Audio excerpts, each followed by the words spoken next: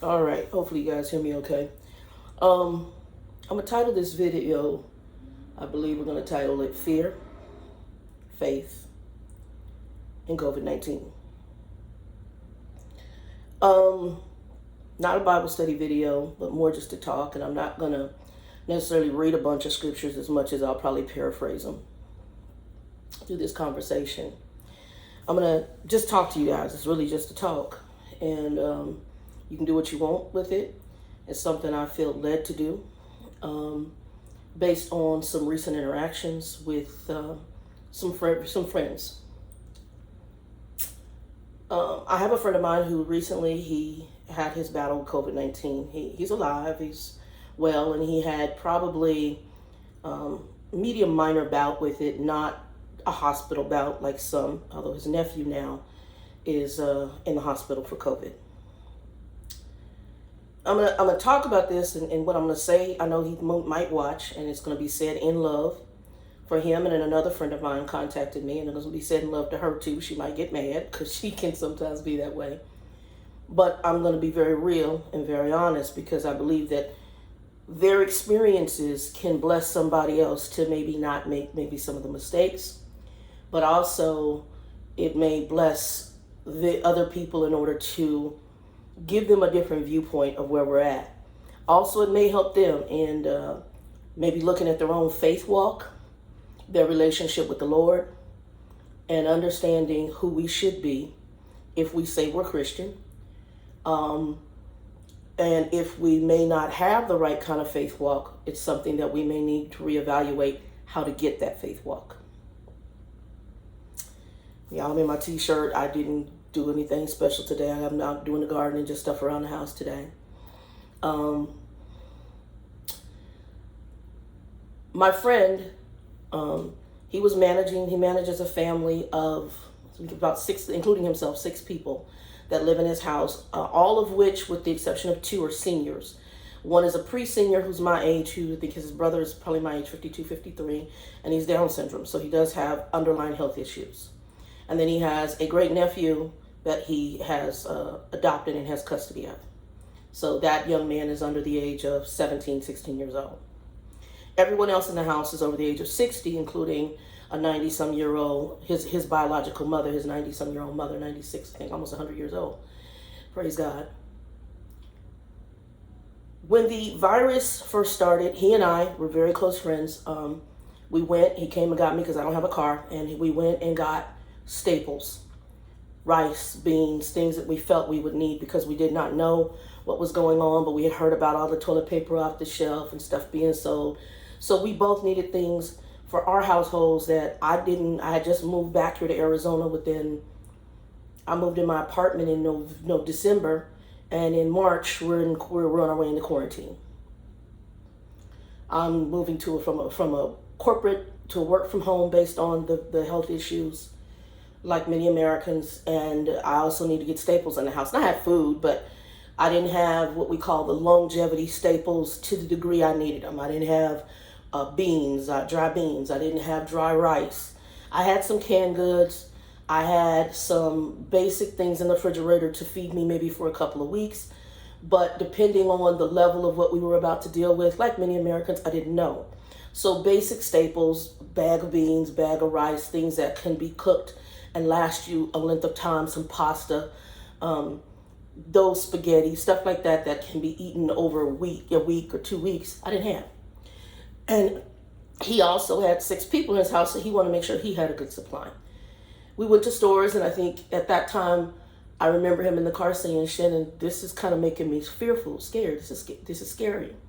Because we went in the stores where shelves were empty, and I'm sitting here laughing. I mean, I don't mean that it's funny, but I'm like, wow, the nature of man. I didn't really have a fear. My faith walk had already been, it was something God was doing with me. And I knew that I was bridging back into a faith relationship with the Lord, a stronger faith relationship with the Lord. And I was coming back into understanding, for whatever reason, God had been dealing with me from leaving. I drove a truck, for those that didn't know, leaving my trucking job in Texarkana and getting back here to Arizona, and possibly something was driving me back into a more corporate job. And then I had a financial thing open, and I also had a trucking in-office job, and aspects of trucking I like, so I accepted the trucking position. And I liked the gentleman who interviewed me, so I was like, okay, I just got, the rapport with him was very good. And that was where I felt led to accept the job. And so I accepted the position. And that opened the door for me to get back here to Arizona and to be at home and eventually get the apartment I'm in.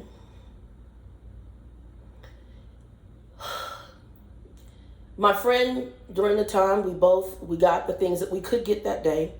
We went and had our last meal out and ate out. I don't even think we knew that was going to be truly our last meal out, but we didn't have all the facts.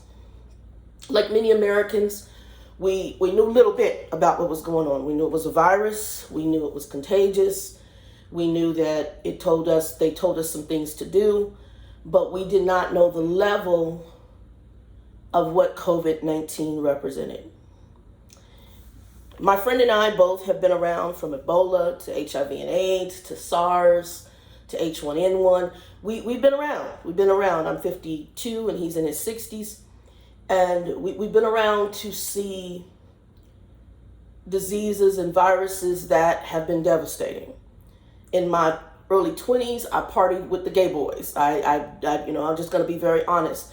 That was who I partied with. When I say party, I didn't do drugs, but I went to the clubs, I danced, I hung out. Those were my friends, were gay males. And I was around during the AIDS epidemic that hit them and how hard it hit them. But I also was around and I saw the attitude that I see. It's no different to me than what I'm seeing today, in conjunction with the attitude that people have with this virus. To me, the attitude they had with HIV is the same. HIV AIDS is the same thing that they have to me with this virus right here. And it's a very much of the nature of man. I'm going to do it my way. And my biological mother and a lot of African American mothers have a saying: a hard head will make a soft behind.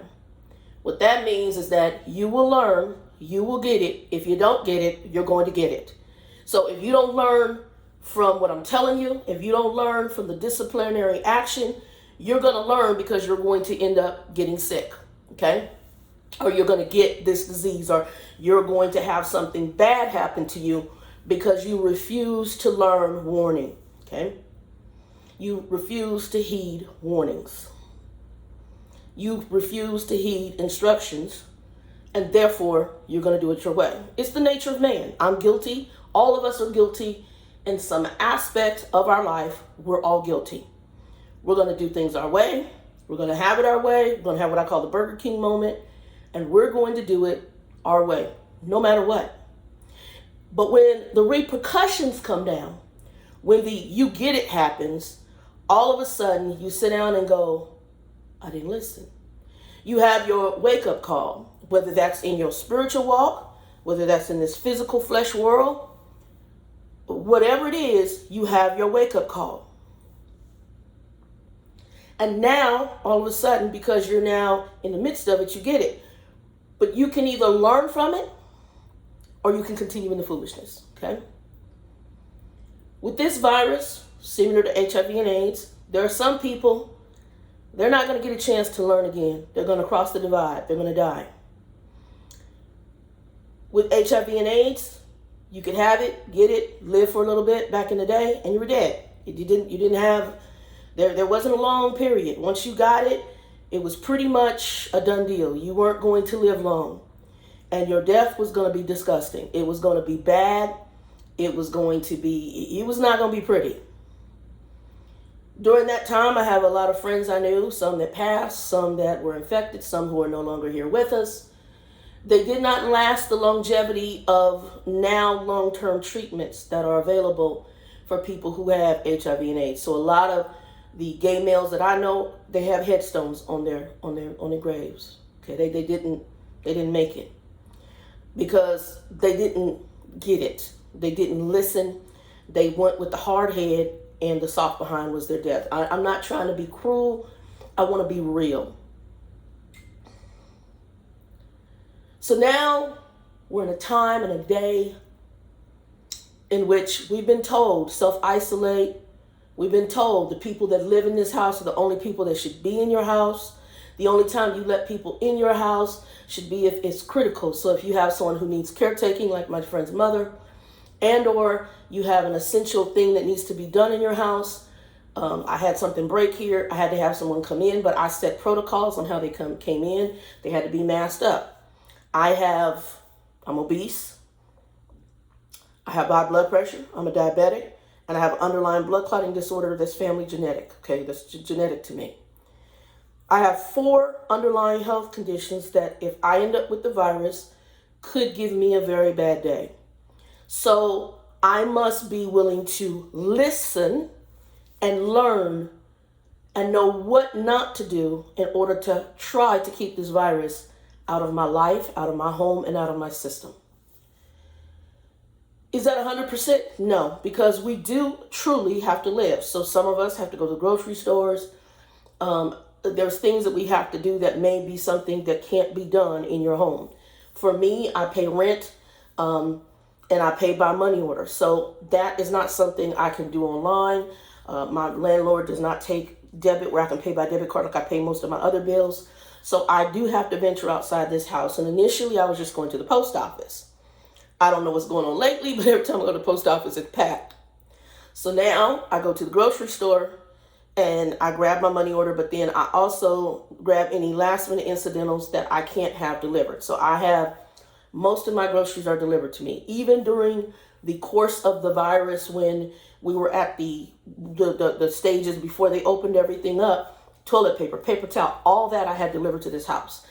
I don't have a washing machine in my home. So I found a service where they actually pick my laundry up, wash my laundry, no contact drop it, no contact pick it up, and I pay via debit card a fee, and they wash, fold, dry all my laundry.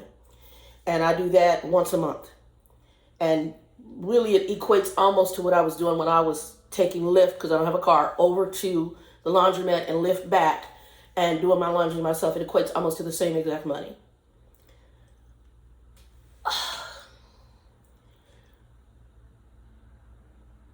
There was protocol that was set down for us, and it was set for a reason, okay?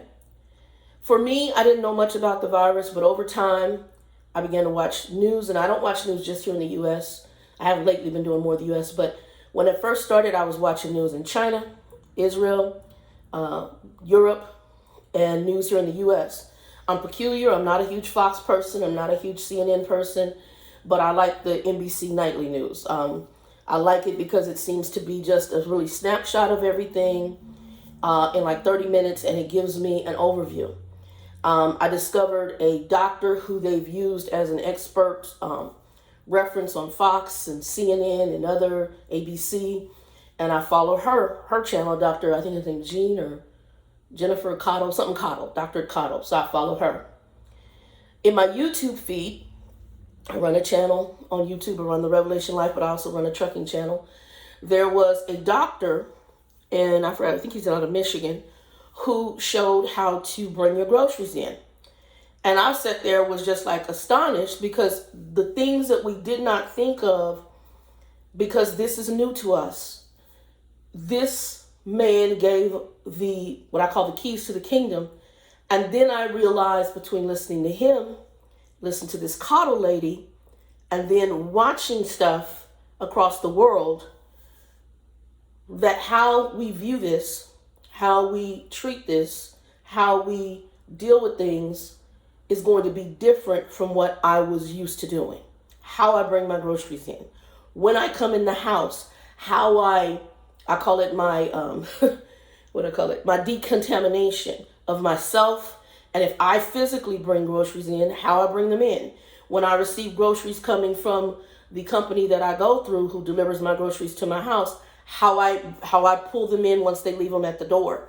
What I do to disinfect them. What I do to disinfect the groceries I bring in. What I do to disinfect me, my clothing, How I handle all that is critical from the time I come from outside, and I call it the petri dish, because you're going in a dish of you don't know when you and COVID meet. You can't see it. You don't know who has it, because there are people who may not show signs. They could be infected and they may be asymptomatic, or they could be sick and not showing the symptoms as of yet. You don't know. Also, our government does not know everything about it. And what they do know, I don't know that they're sharing everything they do know. Because, and I hate to say it, we saw what happened with toilet paper and paper towel. If they told us, I think, everything, it would be mass hysteria beyond what we had. It's sad, but it's true. Now, I preface it like that because I want you to understand the difference between where I was at and where my friend was. Love him dearly. But he mentioned fear, right, number one, when we first went to go look for staples. And I believe that a lot of you, even those who claim to be Christian, because of where they're at in their faith walk, may be fearful. Some also, because they haven't dealt with their faith walk, may also be stir crazy. And it's because they're not really accepting what's going on and reevaluating a new way to deal with the issues. Most of us like to be busy. We want to be busy because it really, in a sense, it keeps our mind from the more intimate things of who we are and who God is. I'm just going to go there. And for those of us who are Christian, a lot of us are busy in regular life, and we have put God on the back burner. We don't spend the time with him. I'm guilty. We don't have a strong prayer life. I've been guilty. We don't have a strong faith walk. I've been guilty there too. We get so involved in getting money, getting items, and getting things that we put everything on the back burner. Well, right now is a time where I believe God has allowed and or commanded this virus to sit our butts down and for us to have some self-reflection and some intimate moments with him and get consistent with that intimacy. Right now, it is my firm belief that we are in some strong prophetic end time events. And right now, I believe he's giving us as Christians the opportunity to get our house in order so that we can either be raptured out of here, and or if we cross the dirt, our house is in order so we can get to where we're supposed to get to. The other thing is that we can also be a witness and a true disciple, prepared to disciple others who are coming into the faith at this hour. Now, I could be wrong. But I believe this is going to give us a last-ditch effort. And then I think all other HELL is going to break out on this planet. The behaviors we're seeing of mankind are what's going to permeate as things wrap up in time. It will. The angriness, the self-centeredness, the it's all about me, my way, the hell with everybody else. That attitude is going to permeate what's coming. There are other things that are happening during this time. And those who are Christians who have the filters off their eyes, you see it coming. You see what we call the mark coming. We see the control of money coming. We see the control of food coming. We see it coming. However, as Christians, my Bible tells me I did not give you a spirit of fear, but of a sound mind.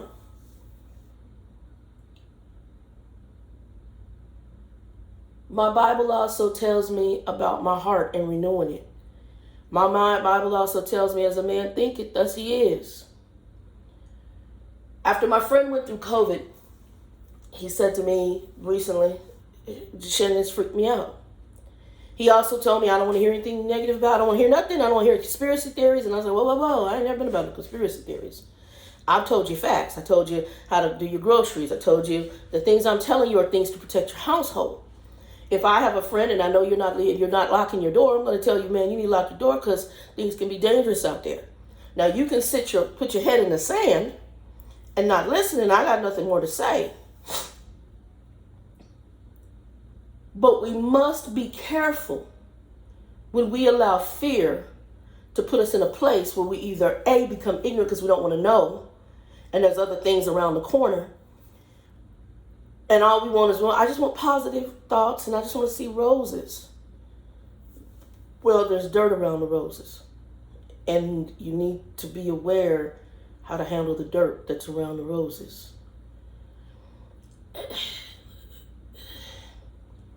As a man thinketh, the Bible is a big one that will tell us to speak things in a certain way. It'll tell us, talk about our thoughts. But what you have to understand, if you're someone who's not walking in the faith the way you should, there's a reason God talks about the spirit he puts in us, because that spirit changes us. There's a reason he talks about changing our heart from a hard-hearted heart to a heart of flesh. Because he needs us to be sensitive to him. He needs the heart to be alive and not dead. And because he has changed it, he has put on board the things that we need to where we should not be walking in fear, even in the midst of this hour. We should be walking in a confidence and a faith, not fear. For those of us who are of the faith, do I want COVID? Absolutely not. But if I get it, I'm on a respiratory, and I end up in a casket, it's my belief system that my name is written in the Lamb's Book of Life. It's my belief system that I will enter glory. And it is prayerfully the relationship with the Lord that I have, that I am convinced of that.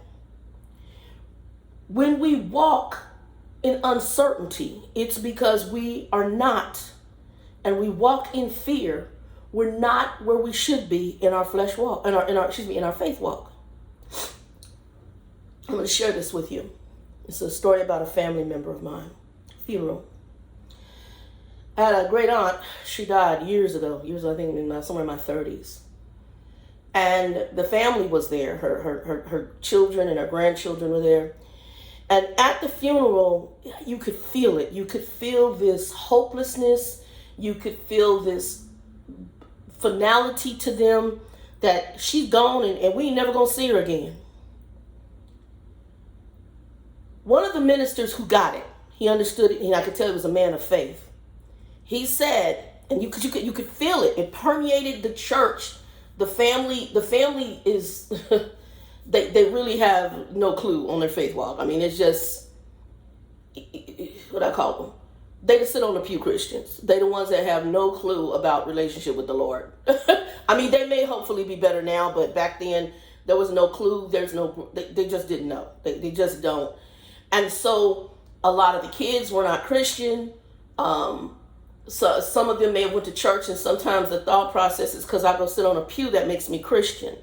Because I go to church that makes me Christian. Because I have a religious affiliation with whatever church denomination is, that makes me Christian. That does not make you Christian. That makes you somebody who's in a religion. Anybody can go to a church. Anybody can sit on Satan can go sit on a pew. Don't make him Christian. Don't mean he got a relationship with the Lord. These guys went in there, and you could feel the hopelessness of her children, her grandchildren. Mama dead. Mom ain't there no more. And we ain't got a hope in hell. We ain't gonna see her anymore. Everything's just, they did not even know to understand life after death, in the sense that you have an eternal life in heaven or you got an eternal life in hell. You're gonna spend it one or two places. That's just the way it is. Choose this day who you may serve. You choose who your father is, Satan or God. You're gonna choose one of the two. Hopeless. And the pastor said something. Now, I don't know, that aunt she kind of special, so I don't know where she's at. That's between her and the Lord. The Lord knows the heart of the person, and I don't know what her faith walk was in her last days. But, prayerfully, she made the divide, and she'll cross it, and I'll see her in glory. I don't know. But he said, He says, I know that some of y'all in here, because you can feel it. He says, you think this is the last of, your mama. I know where Sister So-and-so went. That's what he said. I don't know. I will never say that. I don't know where she went. Because I know her back in the day and she was special. He says, but basically the greatest family reunion you can have is on the other side of the dirt. So what you want to make sure is that your faith walk is in order, your Christian relationship is in order, so that you can have the family reunion, because in his opinion, this woman went to heaven. But he hit on something huge. He said, I'm not worried about her because she did the things she needed to do and she needs to go. Every man is born knowing that one day he will most likely die. Well, he's going to die, go through the rapture, one of the two. Whichever one it is, when you cross that divide, you got to make sure that what you do on this side of the dirt impacts what's going to happen on the other side of the dirt. That's a faith walk by Christian standards. I ain't speaking any other religion because I don't believe in any other religion. If we're walking in fear, God says in his word, I did not give you a spirit of fear, but of a sound mind. Why is that? Because we must be confident that if we are truly believers of Christ, we're going to be okay, regardless of what happens. Regardless of what I go through on this side of the divide, I'm going to be okay. If my time is through COVID, and that's what he's calling me home on, I ain't got a choice. That's my appointed call. If my time is to hit the rapture, I'm going to do that. But what I do need to do in this hour, since I don't know how I'm going to have to go, is I need to obey the best options possible to survive through this. And let me explain what I mean by that. If I do my part, in my humble view, God will do the rest. That means I can avoid being sick with COVID. I don't want to go to the hospital. I hate hospitals. It means I can take the steps I need and God will take the rest. I look at this whole experience just like HIV and AIDS, but even more so like Exodus. In Exodus, God made a command of a plague upon Egypt. He told his folks who were believers, take the blood of this animal, mark it on the doorpost, take your behind inside your home. Told them a meal to cook, told them how to dress, told them how to be, and basically they was prepared to roll out. He had them dressed up like that, staff and all. Eat, do what you got to do, and then we get ready to roll out. Because I'm not playing no more with this man in leadership. I'm not playing with Pharaoh. But my issue was his command and what he told him to do.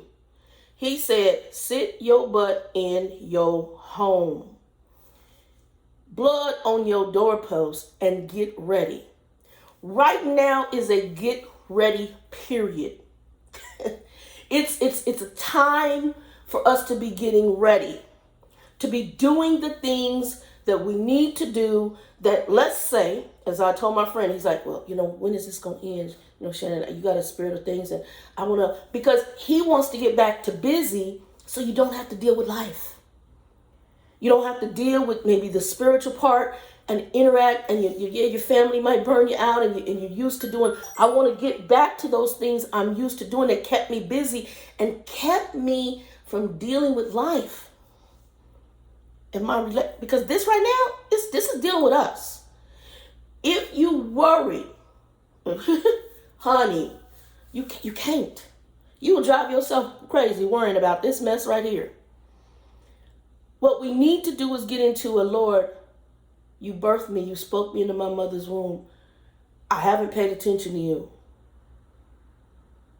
What do I need to do to get it right? And once this is all said and done, Lord, what are the steps that I need to take on this planet? What are the things I can do even in this hour to be impactful in people's lives? Besides my family, okay? It's easy to do stuff for folks that are around you that you feel obligated to. But when you have folks that you're not obligated, how can I be a blessing beyond those things that are the most important to me. Who is it that you would have me reach? What is it that you would have me do? And how do I do it in this hour? God will reveal that to you. And what is it in my walk? Where is it in my walk that I need to get it right? What do I need to change? There are things that you could be doing, sitting down, reading your word, getting to know God. And I'm not talking the metaphysical and the new age stuff, because I don't believe in none of that. I believe in the God of the Bible. And a lot of the premise of positive thoughts and thinkings, as a man thinketh, thus he is. But what happens is when I go through that positive thought, I think in the will of God. That means that when he puts on board, he has me in his will. If it's me, then it's going to be me.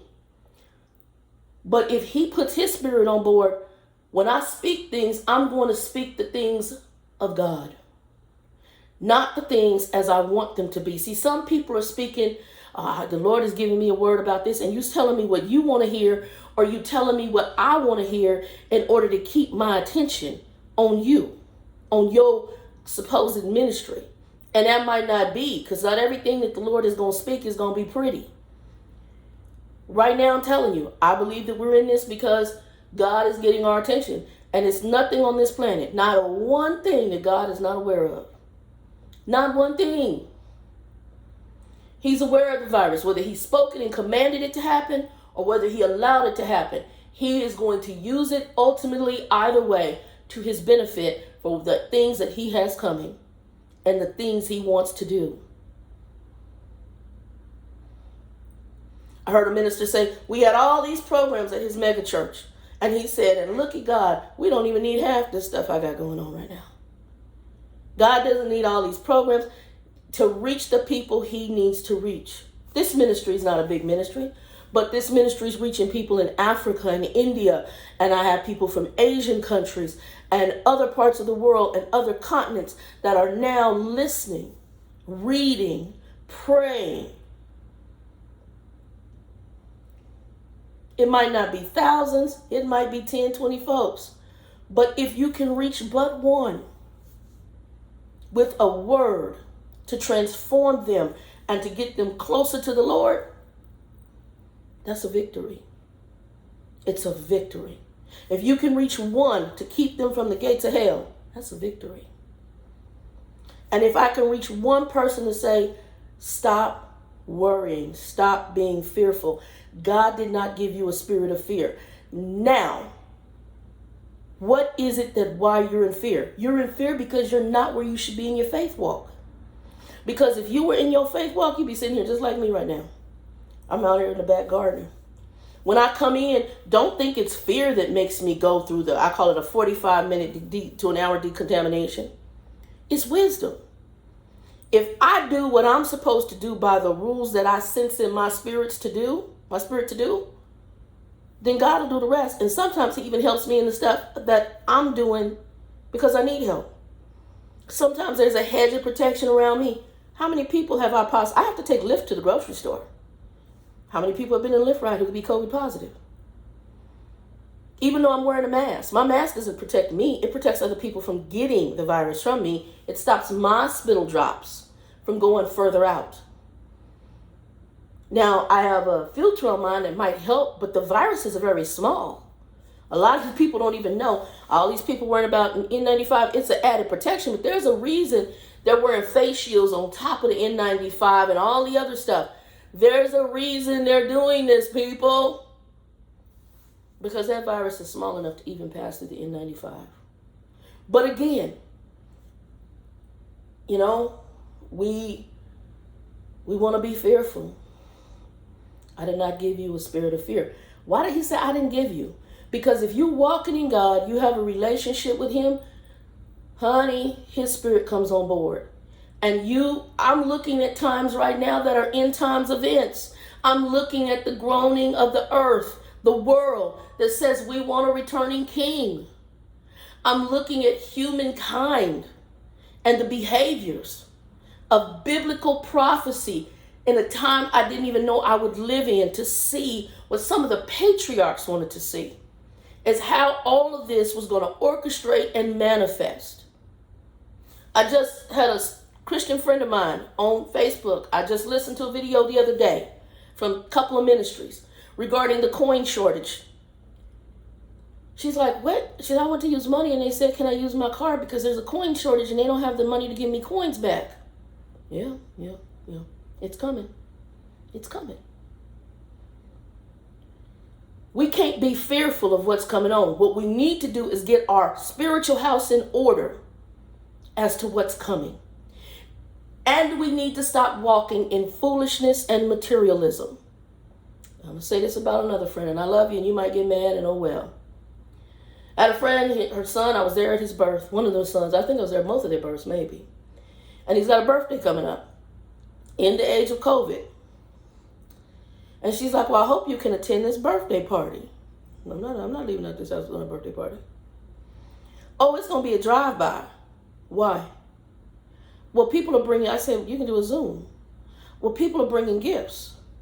I know because I know she's a good mom and she wants her son to have a great birthday party. They have already been exposed to COVID probably 2 or 3 times. So right now they have possibly built up a resistance to it, and or they were asymptomatic, and there's a thing called viral load. So they're not, depending on what their exposure was to the virus, they may not be too bad off because they weren't there long enough, or they weren't in an overwhelming viral load situation.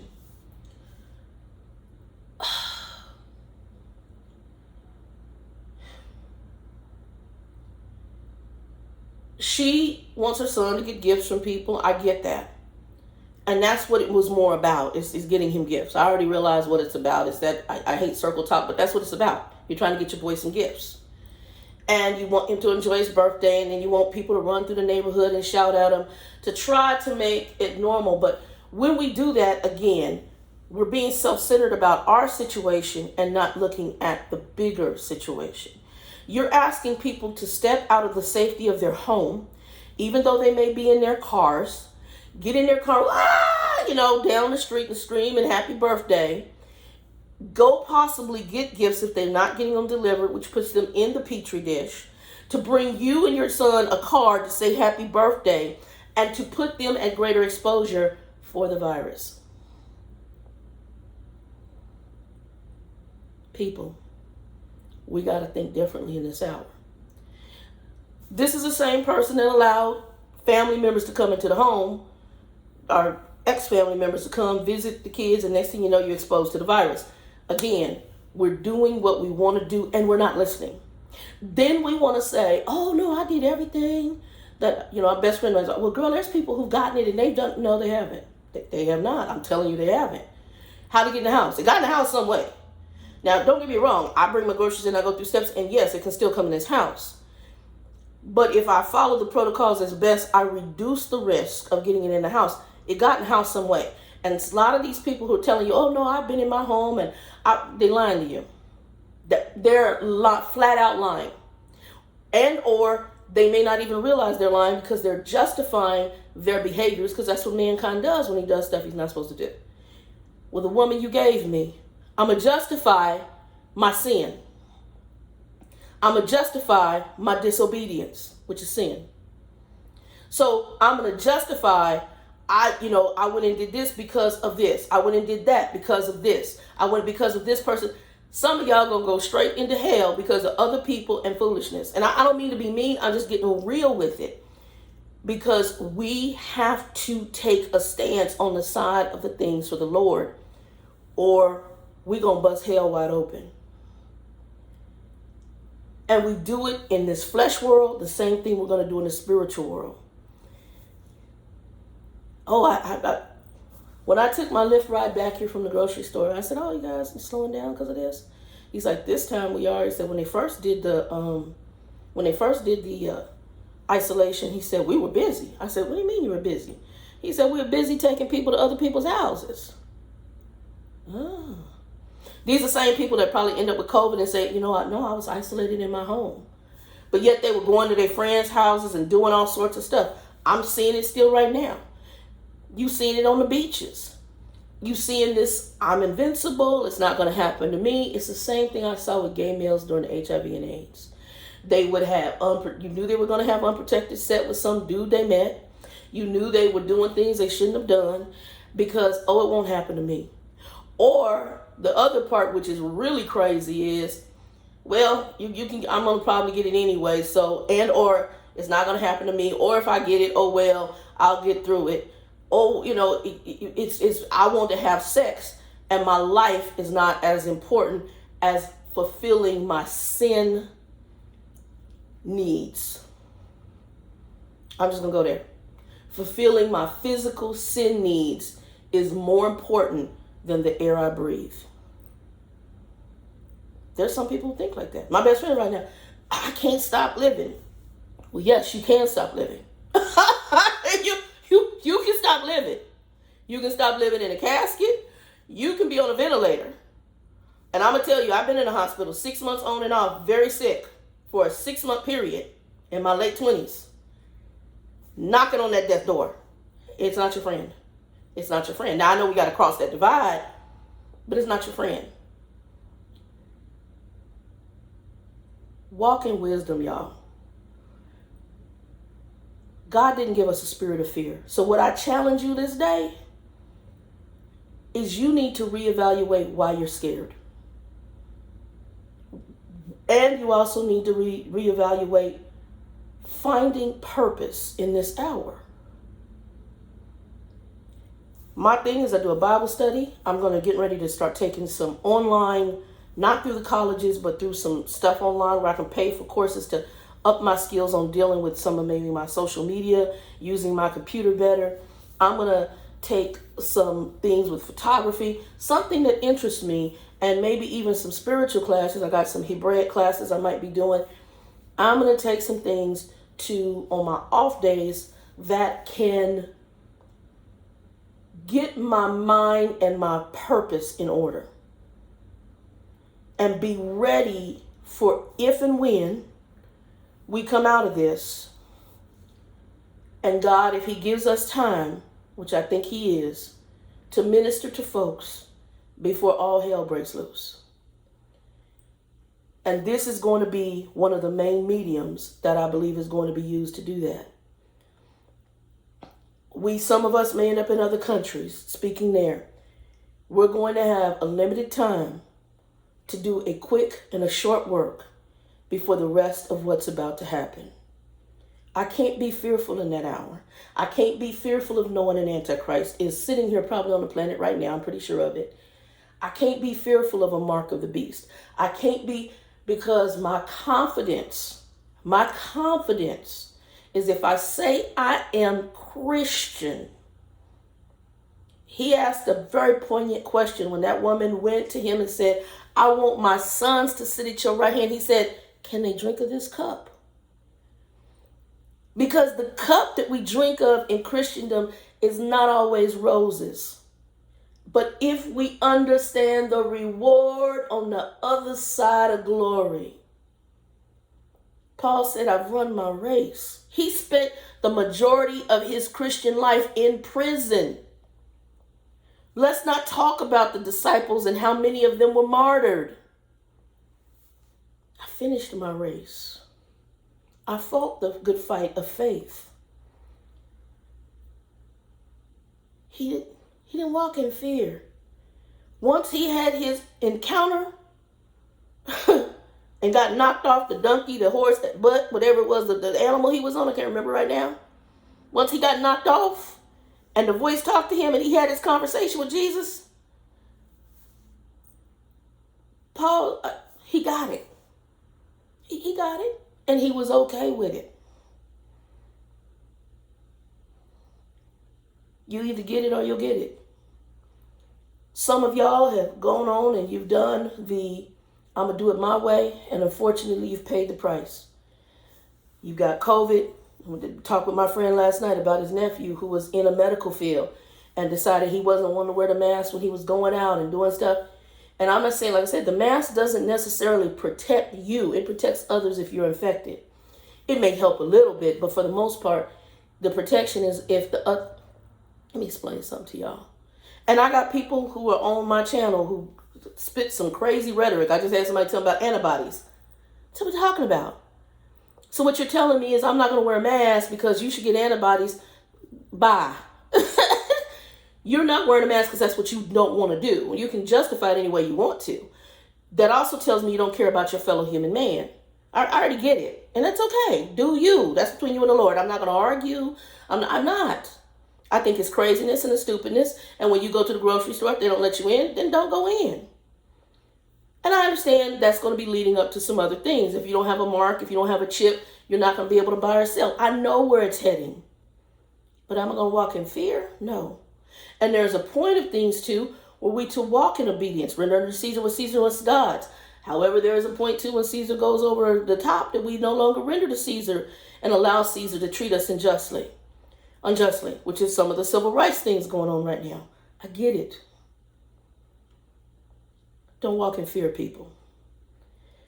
Get your relationship with the Lord in order, and you then be able to sit here just like I am, just as calm as a cucumber, and go, you're in control, Father. I don't know what's next. And yes, some of it, if I looked at it, probably is extremely scary.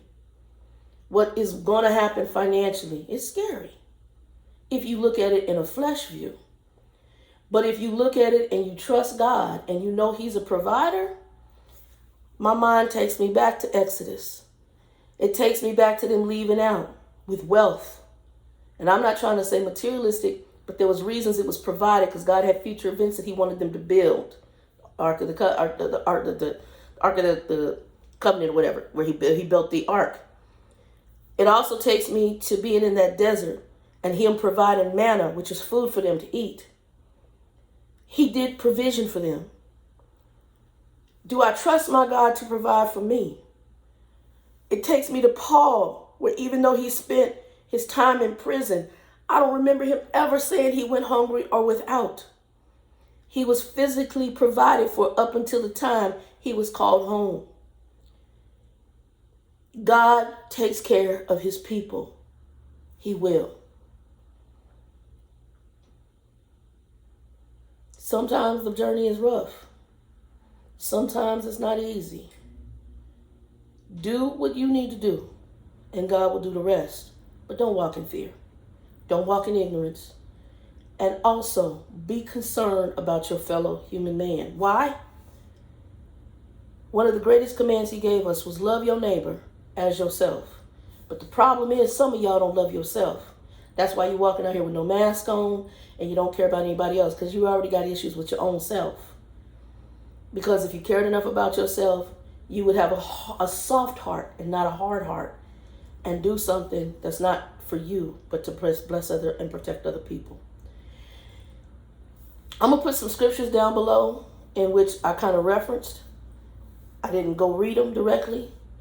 And I hope that you guys take this in stride. To my two friends, love both of you. Both of y'all might be mad, but walk in some wisdom, not only in, I know you want to maybe give your son a great birthday party, but understand what you're asking other people to risk. You can do a Zoom. People can mail gifts. They can send cards. They can send gift cards.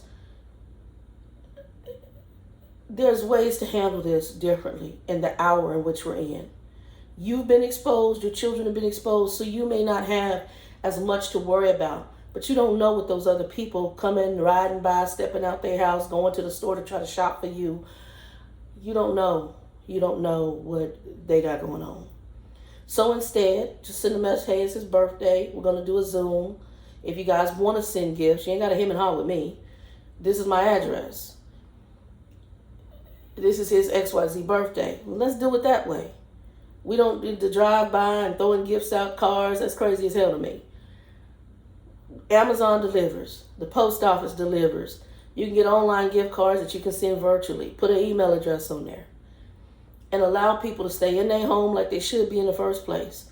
And y'all stop going back and forth to family members, extended family members. Y'all can do Zoom, FaceTime, all that stuff across the phone and see each other. You don't need to go to somebody's house to say, I love you, I miss you. You can have conversations. Is it exactly the same? No. But it's the nature of the beast in which we're in. And then take the time in which you would have been busy doing nothing, just craziness, and open a Bible. Get into the Word. Take some online courses, not necessarily through a college. You can take different skill courses through different companies online. You can take some Christian classes through different ministries and learn about your Christian walk, or learn about Christianity if you're not where you're supposed to be. There's a reason why I want to do the Who series, because ultimately I realize a lot of people have no clue who God is, or that they were even created in the level of image and likeness that we were.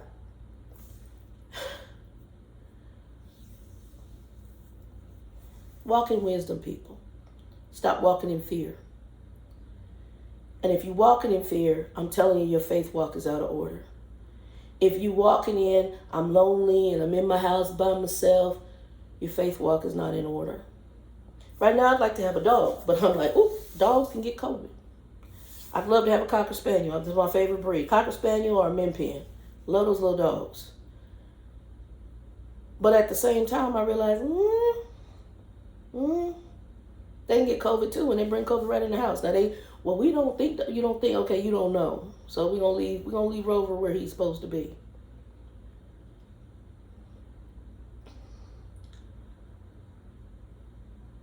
Walk in some wisdom, y'all.